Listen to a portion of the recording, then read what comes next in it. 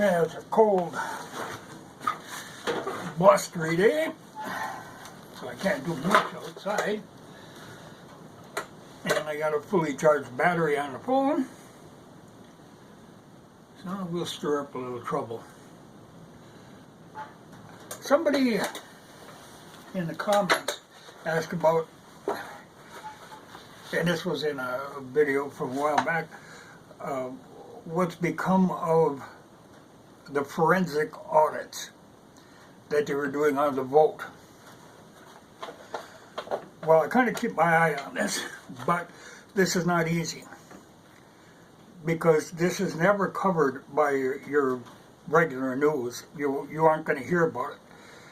But this stuff is going on. It's just that they keep it really quiet. For instance, now they started, the idea is to really, because they always say, oh, they recounted, but if you're recounting garbage over and over, it doesn't mean anything. You have to sort the garbage out first. Get down to the actual legitimate votes. And this is something the Democrats really object to. Well, that's why they always say, yeah, recount, okay, they're fine with a recount as long as you can keep counting that same nonsense. But to actually look at it, oh, they don't like that. But they were doing that on Friday. They started in that Maricopa County in Arizona because they know there was a lot of trouble there. So they started doing the forensic audit. And the Democrats immediately got all up in arms. Because they can't tolerate the idea of that the truth would actually come out. They will do anything to stop that. So they went to the judge, and court systems are not good, are very corrupt. If you're counting on the legal system to make this stuff work, you got a problem. But at least this one, the judge said, okay, we'll pause it until Monday. So tomorrow they're going to start again. Unless the Democrats can come up with a real solid argument against it. To actually put a halt to it. And the judge required that the Democratic Party put up $1 million bond to pause this just over the weekend. So we'll see what happens on Monday now. But they will do anything to stop this from actually happening. I don't know, a long time back, or quite a while back, they had this conference and they had this guy explaining how this went down. The name was Pulitzer. He's actually the guy who owns a patent on all this scanning stuff. That he invented this stuff. The man is an absolute genius. Like say your pop machines that take dollar bills, that's all his doing, all that stuff. And he's really great because he can sit and explain this stuff out so a normal person can understand it. And it was fun to watch because he showed, on these fraudulent ballots that came in, they've got kind of alignment marks on the ballot where it has to, the scanner picks up those marks and that's what it scans the rest of the page from, is from those alignment marks. And on all these fake ballots that came in, the alignment marks were off. They weren't in the right position. They got careless. There was other problems with them, like the paper and all this stuff. The guy is an expert at counterfeit. But that was the reason why there were places where a very high percentage of the ballots, when they tried to scan them, refused to scan. So then they went to the route of entering them manually. And that's where problems really showed up because, as they have shown, this can be really manipulated. But the guy, like I say, he's just an absolute genius, and he's great at explaining this stuff. Well, turns out that the Democratic Party actually tried to bribe him not to go into this stuff. They offered him $4 million if he would not pursue this angle.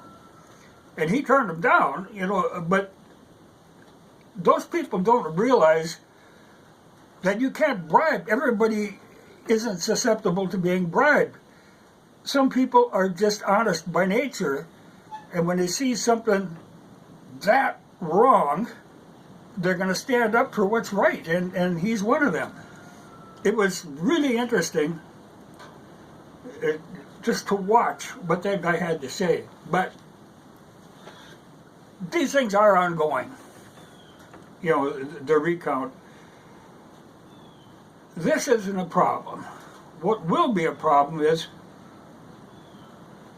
because people like to say, oh, there was no fraud, or you can't prove there was fraud. Well, you can prove there's fraud.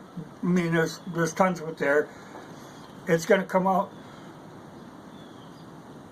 But then what are you going to do? You let this go too far. They stalled and used the court system to bury this stuff. So, okay, now, even if you can prove all this stuff, how are you going to handle it at that point? Really, the truth is, at the time when this became obvious that this was going on, the military actually had an obligation to step in, and they didn't. But in part because our military is controlled by the civilians. Which is, in theory, a good thing, but in practice, it lets something like this happen.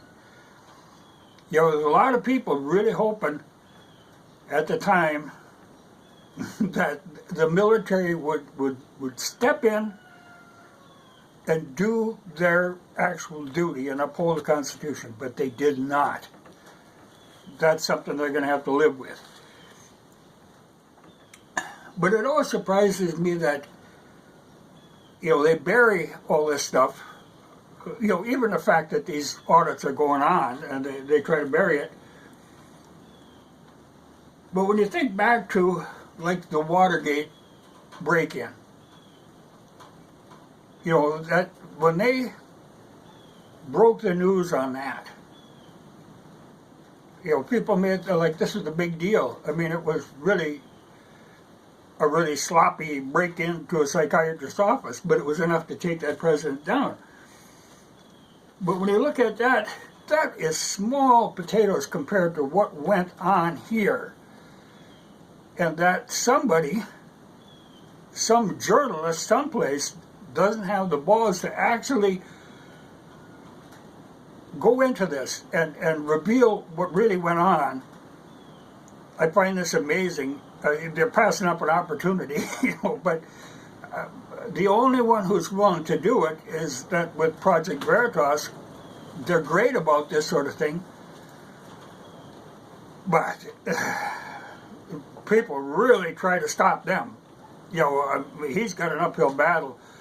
But that somebody doesn't, from some actual newspaper or a major network, that they're willing to all go together and bury this, that somebody isn't willing to step forward and actually tell the truth, this really I find surprising, because the truth is going to come out. I mean, like I say, this stuff goes on, but the truth always comes out, but it comes out down the road. I mean, we're getting on like 100 days down the road now. That's plenty long, but that's what you see. The Democrats are just scrambling to do all of this nonsense and pass all of these bills, do all of this stuff. They're just hammering it home because they know the past is going to catch up to them. So they got to do as much damage, which is what they're doing. They are doing as much damage as they can in the time that they have. Because even to the point that they're at now, this is going to be really hard to undo this. You know, the amount of damage they have done to this country already, it's going to be a long time trying to get back from that. But hopefully, you know, but it ain't going to be easy because, like, even when all this comes out, eventually it's going to get to the Supreme Court. Do you trust those people? But that's why they're trying to pack the Supreme Court now. They have to, you know. I mean, all this stuff, they're in so deep. They got to go in deeper. They got to keep going, and they got very little time to do this because the past is going to catch up with them. So they're scrambling. But I really have very little trust in the court system. You know, even if you know a great wrong was done, how do you ever get rid of it? How do you ever prove it? How do you, even if you prove it, how do you ever rectify it? You know, it would have been great. I mean, if the military would have actually stepped in, they really had an obligation to do it, and they let it slide. Because, like I said, our court system is so corrupt, you can't count on them. And what do you got left then, you know, is a military, but they've been infiltrating the court system and the military control, you know, all this stuff. They've been working on this for a long time. And people let them, you know, just let it slide. Just a little at a time, and then they pull a big one now. So it's going to be hard. It's going to be a hard comeback.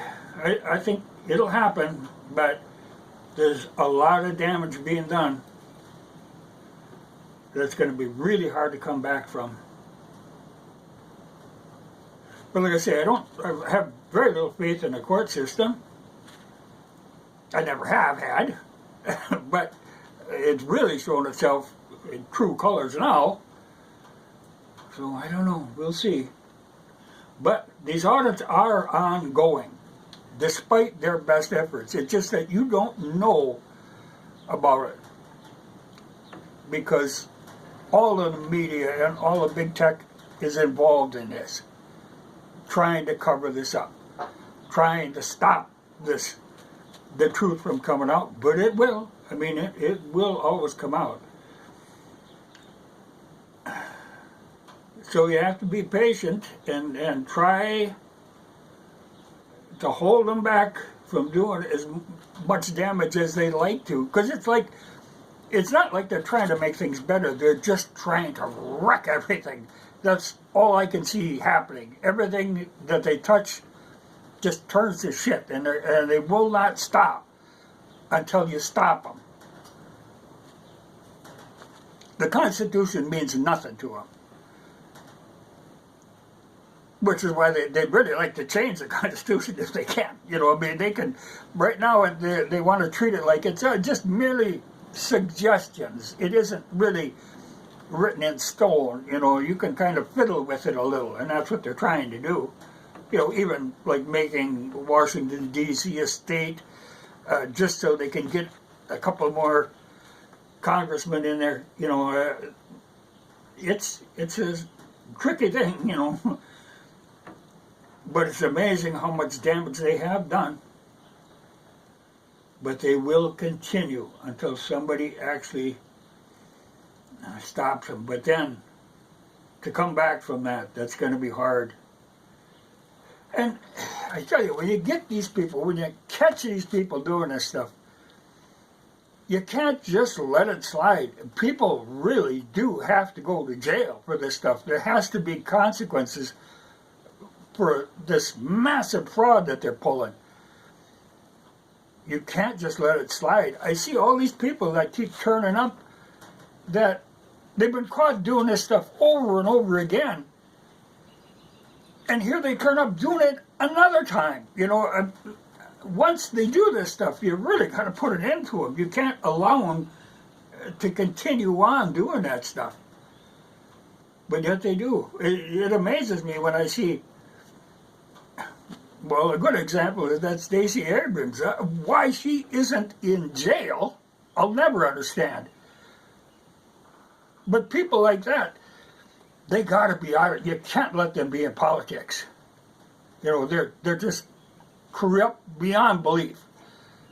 And to let this keep going on, and to think that, oh yeah, they'll be honest this time, no chance in the world. But, you know, have hope. This stuff is going on beyond the headlines. This stuff is going on. And maybe someday it'll make headlines if we ever have some journalist who's willing to be honest. So we'll see. But there is so much corruption there. But there are people working just behind the scenes. And hopefully something will come of it, but it's going to be a long road back. And I feel sorry for young people coming up because they're never going to see an end to this. You know, I mean, it's going to drag on. But you look at the paltry little thing that Watergate was and compare it to what they have done now,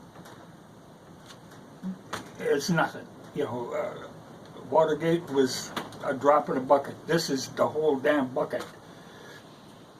And eventually somebody's going to kick that bucket over.